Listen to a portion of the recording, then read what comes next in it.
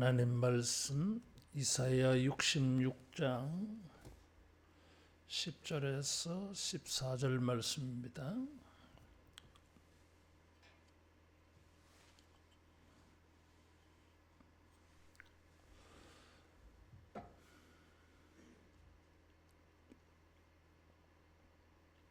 예루살렘을 사랑하는 자들이여 다 그 성읍과 함께 기뻐라. 다 그 성읍과 함께 즐거워하라. 그 성을 위하여 슬퍼하는 자들이여 다 그 성의 기쁨으로 말미암아 그 성과 함께 기뻐하라.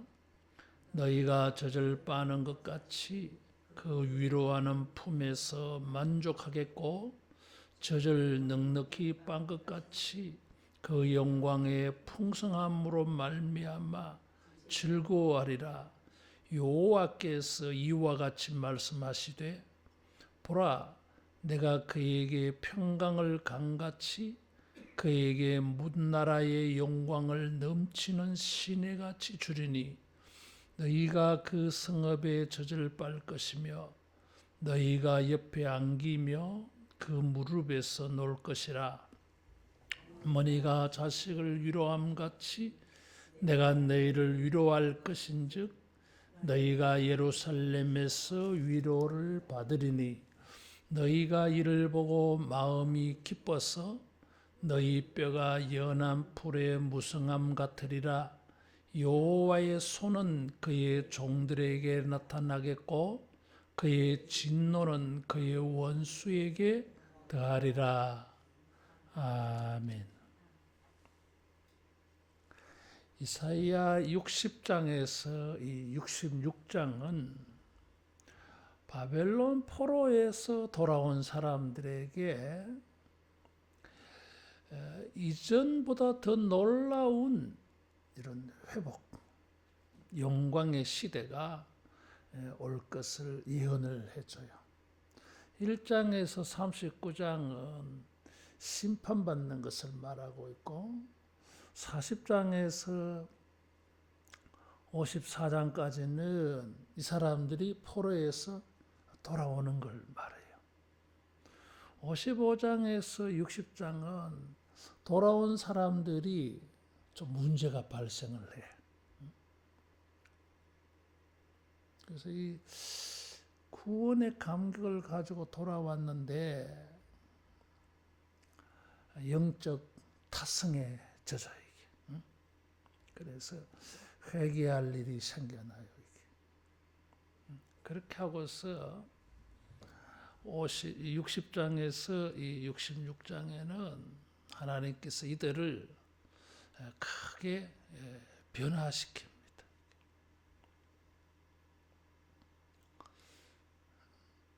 이사야는 하나님께서 하나님의 백성들을 회복시키실 것이다.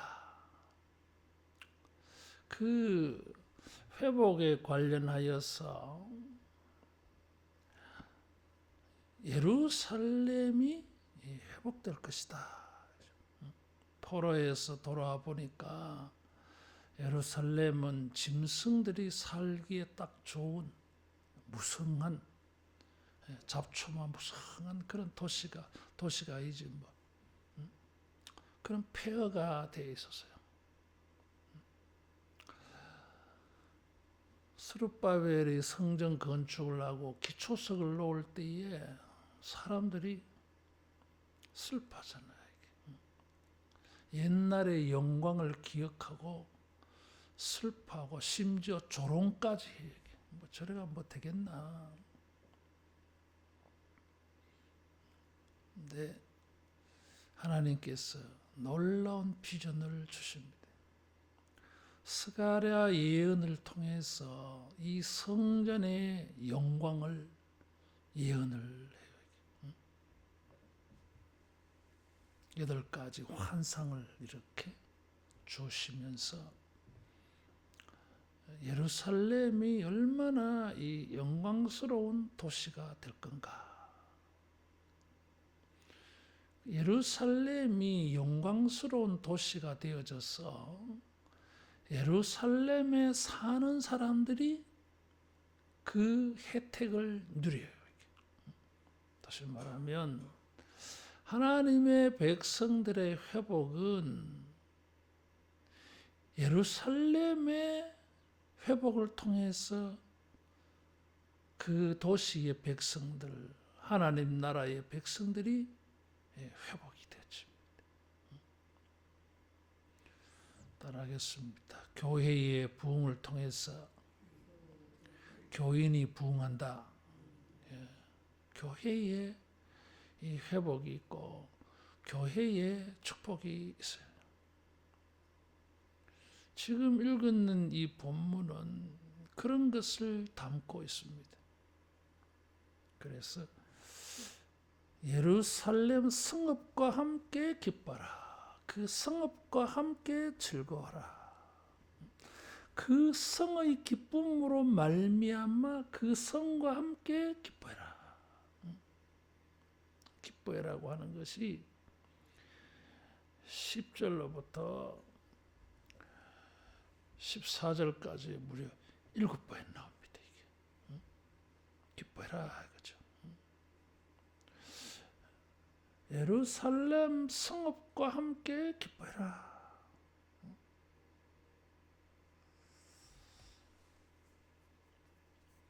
전에는 그 성을 위하여 10절에 보면 슬퍼했다 그랬어요. 이사야 1장에 보면 예루살렘을 소돔과 고모라라고 말합니다. 창기의 성읍이라고 말해요. 예루살렘 이 거룩한 도시 안에서는 거룩한 게 없어. 살인과 폭력과 약탈과 우상숭배. 예루살렘은 그 이름에 어울리는 거룩한 도시가 아니야 이게. 하나님은 소돔과 고모라라 그랬어요. 창기의 성읍이라 그랬어요. 그래서 이 경건한 사람들은 예루살렘의 이런 죄들을 보면서 탄식을 하고 슬퍼했습니다. 예루살렘을 생각할 때에 너무 슬픈 거야. 뭐 이렇게 기뻐하다가도 예루살렘 생각하면은 가슴이 점이 오는 거예요. 마치 어려움 중에 있는 자녀 때문에 부모가 생각만 하면 그만 마음이 착잡해지는 거와 똑같은 거예요. 전혀 거룩하지 않고 그 도시 안에 있는 사람들에게 전혀 평강을 주지 못해, 안정을 주지 못해, 기쁨을 주지 못해, 슬픔만 자아내게 만드는 그런 도시. 저 예루살렘 언젠가는 망할 거라는 생각밖에 안 드는 그런 도시. 하나님께서 심판할 거야. 이런 생각밖에 안 드는 그런 도시. 그래서 사람들이 예측한 대로 이사야를 통해서 예언해 주신 대로 이 도시가 파괴됩니다. 망해요. 망하여도 사람들이 놀라지도 않아. 충분히 짐작했던 일이야. 충분히 짐작할 수 있는 일이야. 이게.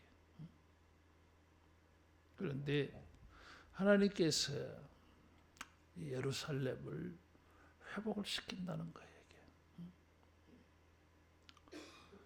여러분, 주님께서 교회들마다 회복시키셔서 축복해 줘가지고 거기에 백성들이 하나님의 놀라운 은혜를 만나는 이런 일이 일어날 줄로 믿습니다. 이사야가 그걸 예언한 거예요. 기쁨이 되지 못하는 도시, 즐거움이 되지 못하는 도시, 평강이 강같이 흐르는 도시가 아니라 죄가 강같이 흐르는,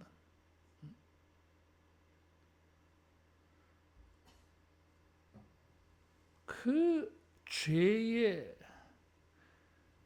강이 넘쳐 12절에 보면 문나라의 영광을 넘치는 시내같이 이런 말인데, 영광이 넘쳐서 쓰나미처럼 하면 얼마나 좋아.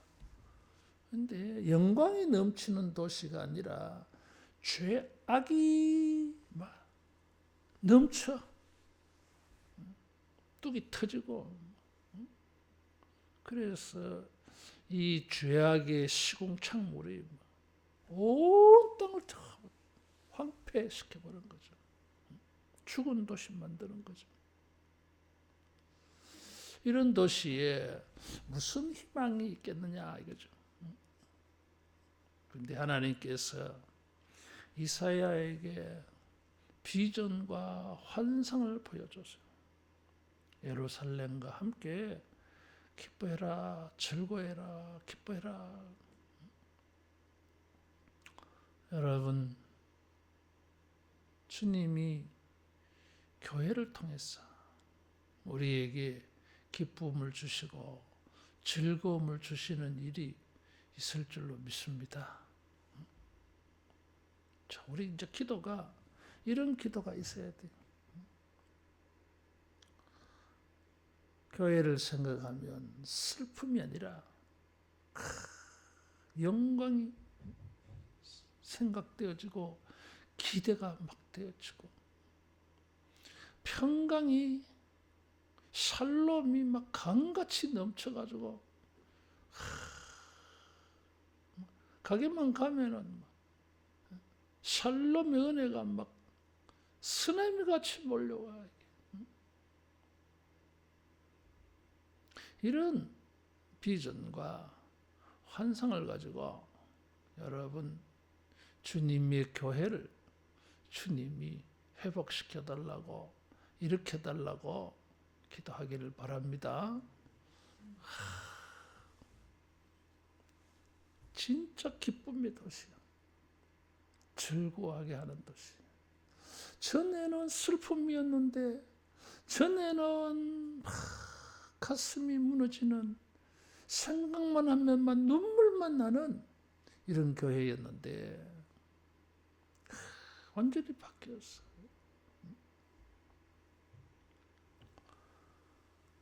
그 도시로 말미암아 그 도시의 사람들은 기쁨과 즐거움을 만족할 정도로 얻어먹어. 11절에 보면 젖을 빠는 것 같이 위로하는 품에서 만족하겠고, 젖을 넉넉히 빤 것 같이 그 영광의 풍성함으로 말미암아 즐거워하리라. 기뻐하고 즐거워한다고 하는 것은 만족한 거예요. 이게 만족이 되면 기쁘지, 뭐 아무리 줘도 만족이 안 되면 안 기뻐. 그냥 시큰둥하지 뭐. 불만스럽지 뭐. 근데 만족이 돼. 그것을 비유적으로 표현을 했는데, 젖을 빠는 것 같이 그랬어. 아기들이 엄마에게 젖을 빠는데 젖이 안 나오면 막 보채잖아. 그 영아들이 말이야, 걔들이 뭘 안다고 막 지 성질들 안 돼. 보채는 거야. 근데 막 젖이 잘 나와가지고 배불리 먹어. 방긋이 웃으면서 뽀송뽀송한 땀 흘리면서 잔다니까 이게. 그런 얼굴을 보면 참 세상 참 만족스러운 거야. 배가 불러가지고 애가 편안히 눈 감고 자는 거야. 색색거리면서. 하나님께서 자기 백성들을 회복시키시는데 예루살렘을 축복하시는데 예루살렘에서 그 도시에 사는 사람들이 뭐 얻어먹는데 넉넉할 정도로 물릴 정도로 먹어서 모두가 막 만족한 거예요. 하나님의 백성들의 회복은 아이들이 젖을 빠는 것 같이 젖이 넉넉한 엄마의 가슴에서 넉넉히 빨아먹어가지고 그래 아이들이 잘 자라지. 베드로전서 2장 2절에 보면 하나님의 말씀을 젖에 비유했어요. 우유에 비유했어요. 왜 밥이라 하지 않고 우유라 그랬겠어요? 아직 어린 거야. 교회가 세워지기 있는데 교회가 아직 어린 나이야. 신생아 수준이야 이게. 그렇죠. 뭐 그 당시에는 그냥 전도해서 믿는 자들을 생기면 그냥 교회가 된 거지 뭐. 근데 이 사람들을 영적으로 뭐 지도할 만한 사람이 없어. 신학교 가서 뭐 한 3년 동안 열심히 배우고 그 다음에 뭐 강도사 생활하고 부목사 노릇하면서 이래가지고 인턴 좀 훈련 좀 받아가지고 교회를 목회할 수 있는 그런 역량이 세워진 목회자를 거기 남겨놓아야 되는데 그런 거 없어요. 그냥 똑같이 전도 받아가지고 똑같이 예수 믿었는데 그 가운데 좀 열심히 있는 사람, 좀 더 헌신적으로 그런 믿는 사람을 그냥 그게 세워놓은 거예요. 네가 여기 목회해라. 똑같아. 그저 뭐 참 그 신앙심이 좀 깊을 뿐이야 이게. 말씀의 지식이 크게 없어. 뭐 이게 뭐 몇 달 전도 받고 뭐 몇 달 뭐 이렇게 성경 강의 듣는다고 해가지고 이게 되겠어요 이게.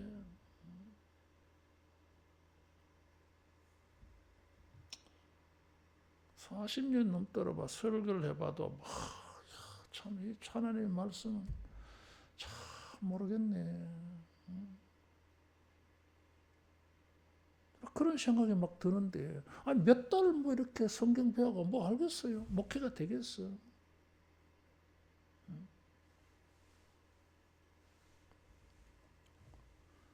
그런데 참 희한하지. 그래서 모든 이제 교인들이 신생아야. 그래서 말씀이 우유야 우유. 밥이 아니고 단단한 음식이 아니야 이게. 젖이야 젖. 근데 그 말씀을 넉넉히 먹었어요. 그래서 만족이 되더라는 거지. 그래서 이 아이가 이제 자라는 거지 뭐 이게. 젖을 먹고 이렇게 자라는 거예요 이게. 주일날 설교 보니까 뭐 한나는 사무엘을 3살 때까지 3년 동안 젖을 먹였어. 그 자라는 거죠. 뭐 면역성이 자라고 사람이 이제 따위가 단단해지고 말이야. 이제 키도 뭐 자라겠지, 지혜도 자라고 이렇게. 따라하겠습니다. 말씀을 통해서 회복이 일어난다. 회복이. 예루살렘은 그 도시의 사람들에게 저주를 줘야 돼. 전에는 예루살렘 도시가 그 도시 공동체 사람들에게 신령한 양식을 주지를 못했어요. 선지자들이 있었어. 없었는 게 아니야 이게. 말씀을 가르치는 자들이 있었어. 근데 잘 안 받아먹었지 뭐.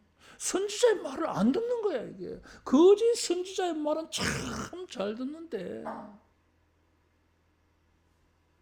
하나님이 보내신 선지자의 말은 안 듣는 거야. 진짜 얻어먹어야 될 양식은 못 얻어먹고 이상한 거 많이 먹어가지고 입맛 다 베려놓은 거야 이게. 그래 진짜 말씀을 주면 먹으려고 하지 않아. 여러분 애들 이렇게 영양가 있는 거 밥을 먹고 이렇게 해야 되는데 맨날 과자 먹여보세요 이게. 밥 먹나? 사탕 같은 그런 거 달콤하고 초콜릿 달콤하고 달달하게 얼마나 맛있는데 그런 거 먹으면은 애들 잘할 수가 없지 이게. 그런데 하나님께서 하나님의 백성들을 회복시키려고 할 때 예루살렘을 통해서 젖을 빠는 것 같이 만족하는 것처럼 넉넉히 빤다 그랬어요. 배고픈 사람이 없어.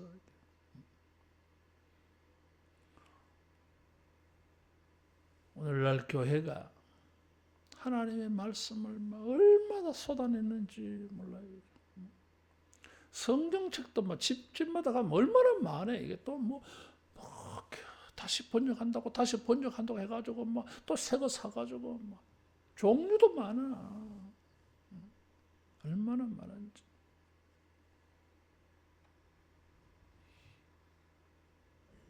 그런데도 말씀을 얻어먹지 못하는 기갈이 있다는 거잖아요. 편식을 해가지고 이상한 것 그런 거 많이 입맛이 길들여져 가지고 하나님의 말씀을 씹어 먹을 줄을 몰라. 그러면 회복이 안 되는 거죠. 신생아 어린 아이들이 젖을 빠는 같이 넉넉히 빨았어요. 하나님의 말씀을 통하여 여러분 심령이 자라나는 이런 은혜가 있어지기를 축원합니다. 자, 빠는데 영광의 풍성함으로 그랬어. 그냥 풍성하고 넉넉하고 만족이 되고 그게 전부가 아니었어. 이것은 영광의 풍성이라 그랬어. 영광이 아주 많다 그런 거죠. 영광의 풍성이라고 하는 것은 무엇이 풍성하냐? 영광이 풍성하다는 거야. 전에는 영광스럽지 않는 그런 걸 먹었는데 이제는 영광스러운 게 조금이 아니고 많아. 여러분 영광스러운 것을 받아 먹을 때에 그에게 영광이 있어질 줄로 믿습니다. 이거 영광을 얻어먹어. 영광을 받는다는 거지 이게. 하나님께서 예루살렘을 통해서 영광을 주시겠다 이런 거죠. 따라하겠습니다. 교회를 통해서 하나님의 영광을 얻어먹는다. 교회를 통하여 주님이 주시는 영광이 뭐예요? 사도 요한은 그걸 봤어. 아버지의 독생자의 영광이라고 그랬어. 요한은 대단한 걸 본 거예요. 예수님에게서. 아버지의 독생자의 영광이야 이게. 하나님의 영광이었어요. 교회는 하나님께서 하나님의 영광을 우리에게 주시기 위해서 통로로 삼으신 거예요 이게. 예루살렘이 이전에는 이 영광을 놓쳐버렸어. 세상의 영광 쫓아가다가 하나님의 영광을 이제 몰라. 그래 세상의 영광을 쫓아갔더니 그게 세상의 영광이 아니었어. 왜? 망해버렸으니까. 진짜 영광스러운 게 나중에 깨달았어. 따라하겠습니다. 주님이 영광이시다. 주님이 영광인 걸 알았어요. 그래 하나님께서 이 예루살렘을 다 회복시키시는데 영광스럽게 만들어줘. 어떻게? 여호와가 거기 계시더라. 여호와 삼마 에스겔 마지막 단어잖아요. 하나님이 거기 계신다는 거예요. 이게. 영광이신 주님이 거기 계셔가지고 이 예루살렘에 하나님의 영광이 다 비치니까 예루살렘이 뭐요? 영광스럽게 보이는 거야. 주님이 교회의 영광이에요. 그래서 교인들은 그 교회를 통해서 주님의 영광을 얻어. 그래서 우리가 영광을 얻는 거예요, 이게. 근데 그거 조금 얻는 게 아니라 풍성하게. 영광도 뭐 그냥 조금이 아니야. 풍성하게 흘러 넘치도록. 따라하겠습니다. 교회를 통하여 우리에게 영광이 있게 된다. 영광이 있게 되어집니다. 어떤 사람들은 그 영광의 풍성함으로 즐거워한다고 하는 게 무슨 이야기냐라는 것입니다. 5절에 보면 여호와께서는 영광을 나타내사 너희 기쁨을 우리에게 보이시기를 원하노라. 이런 말이 나와요. 하나님이 이스라엘을 회복시키시니까 세상 사람들이요 눈이 떠졌어. 야, 저게 무슨 일이냐? 이스라엘 사람들이 어떻게 저렇게 바벨론에서 해방되어서 예루살렘으로 돌아가가지고 다윗 솔로몬 시대의 영광을 재현하느냐? 야, 이건 불가능한데 망한 나라가 어떻게 저런 영광을 회복을 해? 그래 알아보니까 들어보니까 뭐요? 자기 주 사람들이 믿는 하나님이 이 망한 나라를 열국의 머리같이 뛰어난 나라로 많은 민족들 속에서 칭찬 얻는 민족으로 하나님이 만들어 놓았다는 걸 알았어. 그래서 사람들이 세계 도처에서 몰려들어. 비결을 좀 배우자고. 그래서 종말에 열방이 예루살렘으로 모여듭니다. 율법이 시온에서 나온다고. 그들이 뭐요? 하나님의 영광을 들은 거예요. 하나님의 영광을 본 거예요. 그 하나님의 영광이 시내산에 나타난 것처럼 솔로몬의 성전에 주의 영광이 나타났잖아요. 이게. 그 다음에 영광이 에스겔 시대로 떠나가 버렸어. 이것들이 하도 막 더러운 짓 하니까 내가 너희들에게 잊지 못하겠다. 떠나갔어. 근데 주님이 다시 들어오신 거예요. 이게.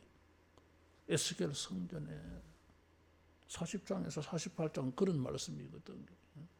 그래 이 하나님의 영광이 떠났다는 이 도시는 완전히 막 시궁창이야. 캄캄하고 말이야. 사람들이 보기엔 막 손가락질하고 막 그런 도시야 이게. 근데 막 빛이신 주님이 영광으로 그게 다 임하시니까 번쩍번쩍 사람들이 막 눈이 돌아가는 거죠. 그 도시의 사람들도 보니까 막 그 영광의 빛이 반사돼가지고 막 모두가 번쩍번쩍 영광스러운 거예요, 이게. 하나님께서 이스라엘 사람들을 어떻게 영광스럽게 만드시느냐 하면 예루살렘을 영광스럽게 만들어요. 교회의 영광을 통해서 교인을 하나님은 영광스럽게 할 거예요. 어떻게? 주님이 거기 오셔가지고 주님이 임재하셨어. 예수님은 하나님의 영광의 본체야. 본체야. 주님이 오셔가지고 그 교회에 다 계시니까 여기가 막 영광이야. 영광스러운 거. 거기 나오는 사람들은 막 그 영광을 받아가는 거지 뭐. 여러분, 주님이 교회를 통해서 우리에게 기쁨을 주시고 주님이 교회를 통해서 우리에게 주시는 영광을 맛보기를 축원합니다. 그 영광스러운 것이 풍성해서 얼마나 좋은지. 두 번째는 12절에 보면 평강을 준다 그래서요. 강같이 그리고 영광을 넘치는 신의 같이 풍성해 준다는 거죠, 이게.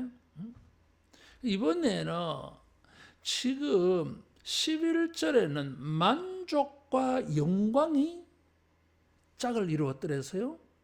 이번에는 평강과 영광을 짝을 만들었어.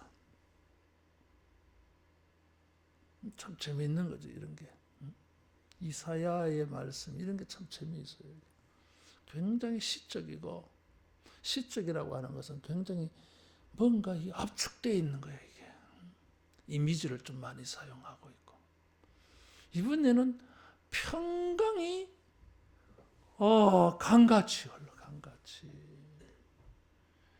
자, 우리는 이런 표현에 익숙하지 않아.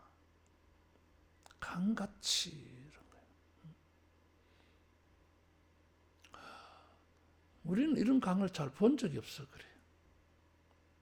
겨울에는 비가 안 와가지고 그냥 계곡이 바짝 말랐어. 근데 여름에는 비가 와가지고 그냥 금류가 흘러가. 금류가. 센 물결이 막 쓸어가 버려. 쓰나미 같이. 그게 강이고 그게 시내. 이걸 와디라 그래. 와디. 전에는 거기에 가서 평강을 얻어보려고 하니까 그림자도 없어. 바짝 말라가지고. 바짝 말라가지고. 뭐 영광이 있겠나 싶어 가보니까 막 바짝 말라가지고. 영광은 막. 영광의 실체도 안 보였어. 예루살렘은 그런 곳이었어. 바벨론에 망하기 전에는 예루살렘은 이런 곳이었어. 이름은 예루살렘이었어요. 살렘은 뭐 이게? 예루는 성이라고 하는 뜻이요. 살렘은 평강이라는 뜻이에요. 평강의 성, 평강의 도시 이런 말이거든. 예루살렘이. 이름은 평강의 도시인데 하나도 그 도시에 들어가서 살아보니까 막 평강이 하나도 없는 거예요. 이게 살인과 폭력과 약탈과 가난하고 힘없는 사람은 못 살아 거기 가서. 평화의 도시가 아니야 이게. 근데 하나님께서 바꿔놨어. 사람들이 이 평강을 거부할 수 없을 정도로 쓰나미같이 강같이 몰려가. 나는 평강 싫어요. 나는 안 평강하려고 버티려고 했는데도 그것도 안 돼. 그냥 쓰나미같이 쓸려가 버렸어. 평강해줘야 돼. 이거는. 그런 뉘앙스. 평강 안 할래야 평강 안 할 수가 없어, 이게. 평강 안 하려고 하는 거는 불가능해, 이게. 옛날에는 평강 해보려고 해도 안 되더니, 힘쓰고 애써도 평강이 없더니, 이번에는 독한 마음 먹고 나는 안 평안할란다, 평안 싫다, 그렇게 버티어도 그냥 평강하게 돼 있어. 평강의 힘이 너무 강해가지고. 강같이, 시내같이. 근데 그냥 평강만 있는 게 아니야. 그것도 또 영광스러운 평강이에요. 이게. 적절한 비유가 될지 모르지만 어떤 곳이든지 내 주 예수 모신 곳은 그 어디나 하늘나라, 천막이나 그렇죠. 천막에도 주님 모시면 평안하지. 근데 영광스러운 평강은 뭐예요? 궁궐이야, 궁궐. 궁궐의 평강은 영광스러운 평강이에요, 이게. 그런 뉘앙스에 있다는 거. 하나님께서는 우리를 만족을 시켜주시는데 그냥 한두 가지 그냥 탁 줘가지고 기분 좋게 해주는 게 아니라 영광스러운 것을 많이 줘가지고 만족하게 하고, 하나님은 우리를 평강을 주시는데 그냥 평강이 아니고 영광스러운 평강을 줘가지고 기뻐하고 즐거워하고 환장하게 하는 거죠. 예루살렘을 주님은 진짜 이런 그대로 평강의 도시가 되게 한다 그랬어. 이 평강은 영광스러운 평강이에요. 이사야는 이걸 봤어. 이런 환상을 본 거예요. 이상을 본 거예요. 지금은 뭐 그런 게 뭐 그림자도 안 보이는 도시인데 미래는 막 이런 걸 봤어.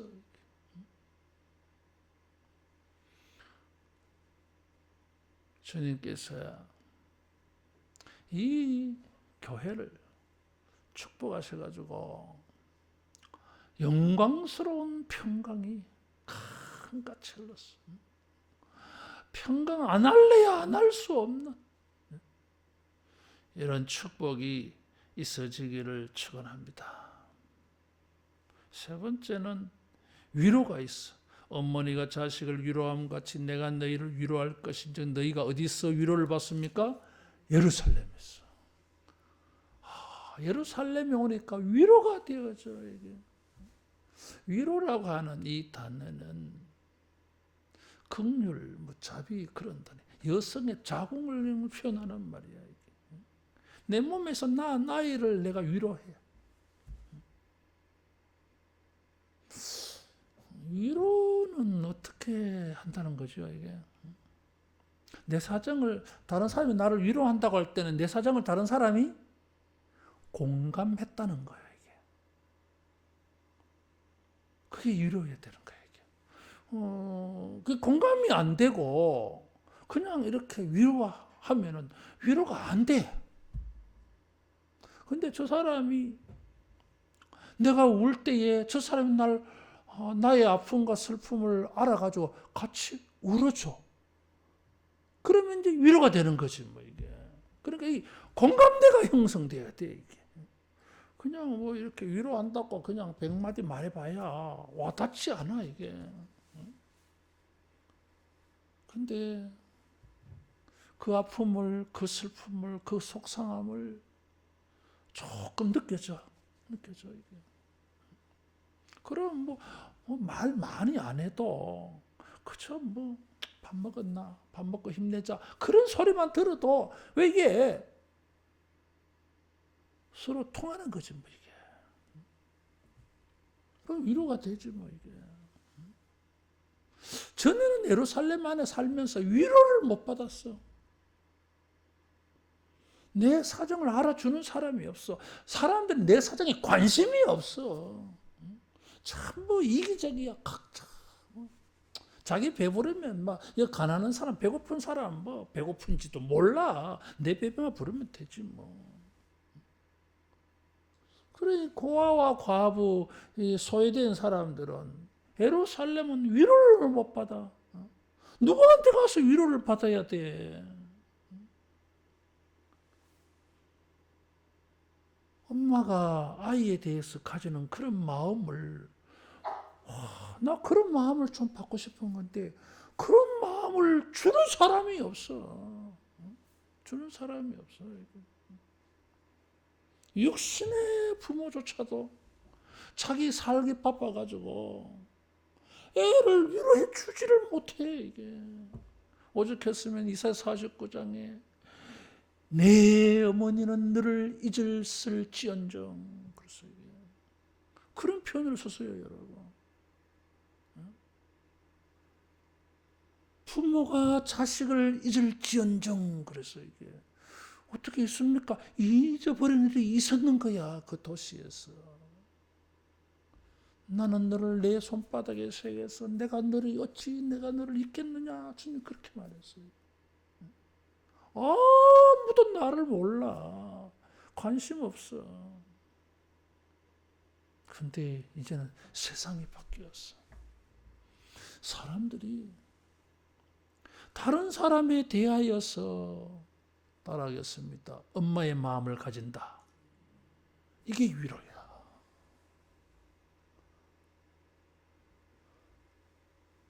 내가 여러분의 엄마가 아니잖아, 이게. 그런데 내가 엄마의 마음을 가지고 사람들의 사정을 듣고 같이 아파하고 같이 눈물을 흘리고 집사님이 집사님한테 엄마가 아니야. 같은 교인이지 뭐. 그런데 이 김 집사가 이 집사가 어려움 당할 때 엄마의 마음을 가지는 거야 이게. 학생들이 있는데 뭐 진짜 저것만 아니야. 저것만은 뭐 딴 데 있는데. 근데 권사님, 집사님, 장로님들이 막 아버지의 마음, 엄마의 마음을 가지는 거야. 부모의 마음을 가지고. 그래서 위로가 되어지는 거야 이게. 저 교회 바깥에 가보세요. 저 바깥 세상에 가면은 그런 게 있나? 없지. 이 사회가 이걸 봤어. 이게 세상 바뀌었다. 세상 바뀌었어. 따라하겠습니다. 너희는 동정하는 자가 되고, 사도 바울이 데살로니가 교회 편에서 너희는 동정하는 자가 되고, 히브리서 쓸 때도 동정하는 자가 되고, 그래서 동정이 뭐예요 이게? 같은 감정을 가진다는 거야 이게. 이게 공감대라는 거잖아요. 공감. 요즘 현대인들에게 정말 중요한 단어예요. 공감대가 형성돼야 되는 거야 이게. 이게 안 되면 공동체가 안 돼요 지금. 근데 성경은 그 공감, 동정이 엄마의 마음이라는, 엄마가 자식을 위로하는 것처럼 세상이 바뀌었어. 예루살렘이. 그래서 뭐요? 예루살렘에 가서 살면은 막 위로가 돼. 위로가 돼. 여기가 천국이야. 그 도시의 사람들은 전부 위로자야. 위로자야. 데살로니가 교회에 편지하면서 사도 바울이 이걸 썼어요. 위로하는 자. 환난 당하는 자에게는 위로로 갚으시는 것이 주님의 공이라 그랬어요. 환난 당하게 한 자에게는 환난으로 갚으시고 환난 당한 자에게는 위로로 갚으시는 것이 하나님의 공의, 하나님의 의로움이라 그랬어요. 교회는 그런 곳이다 이거죠. 그래서 엄마의 마음을 가진 교회라 이거지. 이걸 잘못 이해한 이단에 있어요. 요 뒤에 가면은 하나님의 교회 세계복음 선교협회.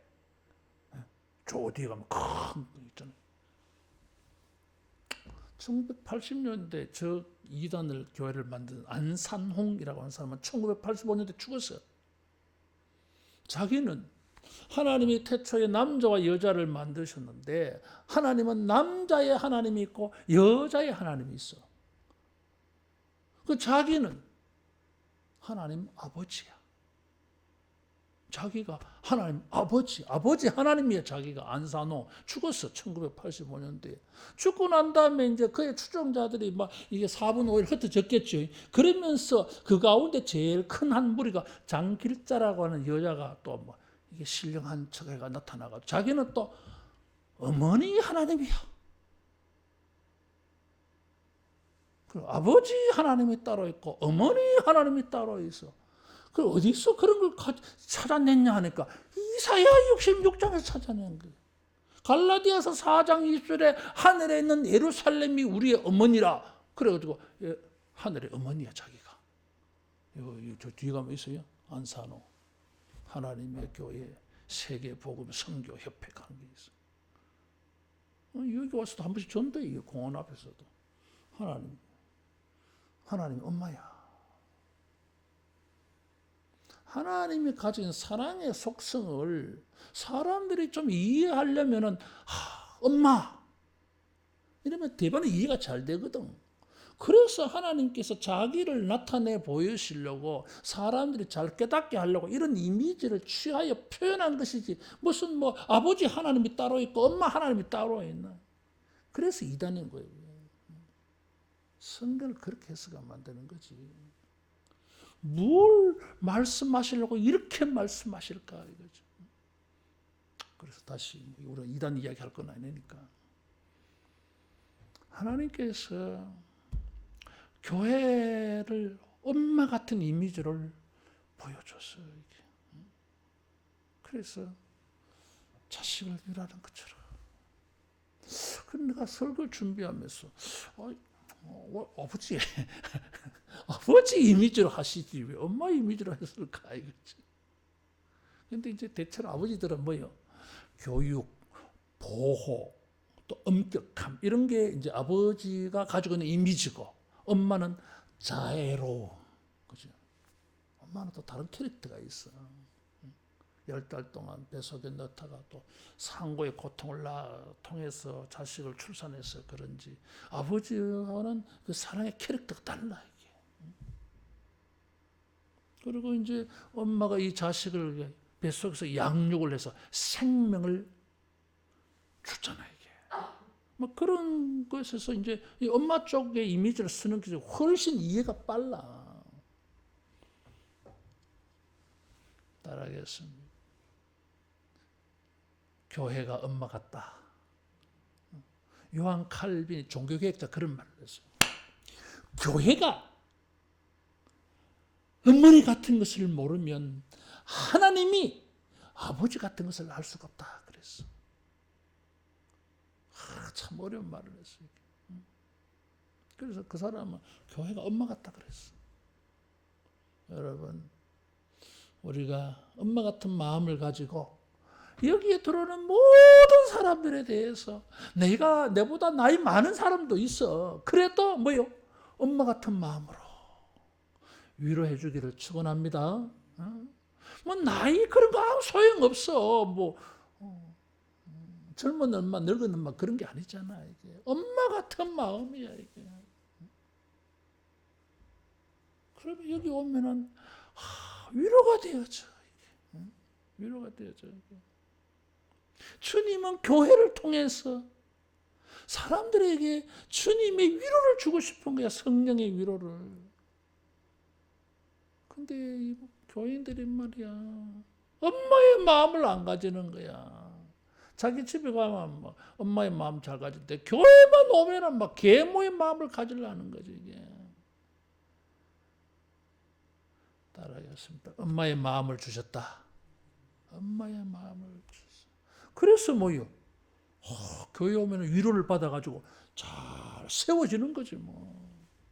잘 세워지는 거지. 큰일 났네. 시간이 너무 가버렸네. 그쯤하고 14절. 야, 그 다음에 너희가 이를 보고 마음이 기뻐서 따라하겠습니다. 뼈가 연한 풀의 무성함 같으리라. 뼈가 연한 풀의 무성함 같으리라. 뼈는 뭐요? 이 단단한 거잖아 이게. 근데 이게 또 뭐요? 연한 풀같이 무성하다 그랬어 이게. 이래서 어려워 성경이. 풀이 무성 많죠 풀이. 뼈가 풀의 무성함 같다 이렇게 표현했어. 참 재밌는 말이에요 이게. 이 뼈는 뭐예요 이게? 하얀 거, 메마른 거야. 원래 뼈는 뭐예요? 진액이 있어야 되잖아. 연골 다 따르면 안 되잖아, 그렇죠? 거기에 이제 이 액이 있잖아, 액이. 근데 뼈가 말랐어. 황폐한 거예요, 여러분. 뼈가 마른 건 어떤 거예요? 잠언 17장 22절에 보면 근심은 뼈를 마르게 한다 그랬어. 근심이 많으면 뼈가 말라. 뼈가 마르면 어떻게 됩니까? 움직이면 삐그덕 소리가 나. 왜? 이 뼈가 윤기가 다 떨어져가지고 윤활유가 다 말라버린 거예요 이게. 그래가지고 관절 뼈마디마다 막 삐그덕 소리가 나. 잘 걸을 수가 없어요 여러분. 힘을 쓸 수가 없어. 몸이 아파. 근데 진액이 청청하여 그런 거 있죠. 주님을 경외하는 자는 늙어도 진액이 청청하여 여름 가뭄에 무성한 나무 같아. 이게. 뭐 이 진액을 막 영양분을 쫙 빨아당겨 가지고 이 말라 죽을 같은 나무가 막 얼마나 기름기가 있는지 윤택한지 막 쑥쑥 자라는 거예요. 이게 가지도 뻗어가고 막 잎도 무성하고 큰 나무를 이루어. 이게 뼈가 연한 풀에 무성함 같다고 하는 것은 따라하겠습니다. 몸과 마음이 윤택하다. 윤택한 거예요. 마르지 않아. 여러분, 무엇이 제일 문제입니까? 마음이 마르는 게 문제야. 정서가 마르는 게 문제야. 감정이 왜 마르잖아, 이게. 기뻐도 기뻐할 줄 모르고, 슬퍼도 눈물도 안 나고, 이 가슴은 뭐 쇳덩어리가 됐는지, 뭐 감동이 없어, 감동이. 느낌이 없어, 이게. 이게 인간이 아니야, 이게. 뼈가 말랐다는 거야, 이게. 진액이 다 말랐어. 메마른 인생이야. 근데 하나님이 막 기쁨을 줬어. 근심은 뼈를 마르게 하는데 이 말라버린 아골 꼴짜기의 이 해골 같은 이 인생에게 주님이 기쁨이 되는 걸 줘서 만족이 되는 게 뭐 기쁘고, 평강이 오니까 기쁘고, 영광이 오니까 기쁘고, 위로를 받으니까 기쁨이 생겨가지고, 근심은 뼈를 마르게 하지만은 좋은 기별은 뼈를 윤택하게 한다 그랬어요. 여러분. 좋은 기별, 이게 뭐요? 기쁜 소식이야. 기쁜 소식을 많이 들으니까 막 뼈가 윤활유가 막 생겨났어. 그래서 뭐 관절염도 안 생기고, 몸과 마음이 겉으로나 내적으로나 성령의 기름 부으심, 기름칠이 돼가지고 얼마나 원활한지, 생기가 도는지, 얼마나 싱싱한지. 화장 안 해도 막 기름기가 막 생기는 거지. 뭐 반짝반짝반짝하지 뭐 이게. 그런 뜻이요, 이게. 예루살렘을 하나님께서 이렇게 이 메마른 도시를 주님이 성령으로, 은혜로, 기쁨으로 이렇게 윤택하게 하니까 그 도시에 사는 사람들도 뭐요? 이 길을 받아가지고, 이 영양분을 받아가지고 몸과 마음이 얼마나 윤택하지. 메마르지 않아. 메마르지 않아. 주님께서 우리 교회를 통하여서도, 말씀을 통해서, 성령의 역사를 통해서, 감동을 통해서 주님이 우리를 기쁘게 하셔가지고 만족이 되는 기쁨을 주시고, 위로가 되는 기쁨을 주시고, 주님이 우리에게 이런 평강의 기쁨을 주셔서 우리 모두가 좀 더 메마르지 않고 진액이 청청한, 무성하여지는 이런 은혜가 있기를 축원합니다. 기도하겠습니다. 주님, 교회를 통하여 주의 모든 백성들에게 만족이 되는 기쁨을 주시고, 평강이 되는 기쁨을 주시고, 위로가 되는 기쁨을 주시고, 진액이 청청하게 되는 큰 기쁨을 주셔서 우리가 어머니의 마음을 가지고 많은 사람들에게 기쁨을 주는 자로 살게 하여 주시옵소서. 예수님 이름으로 기도하옵나이다. 아멘.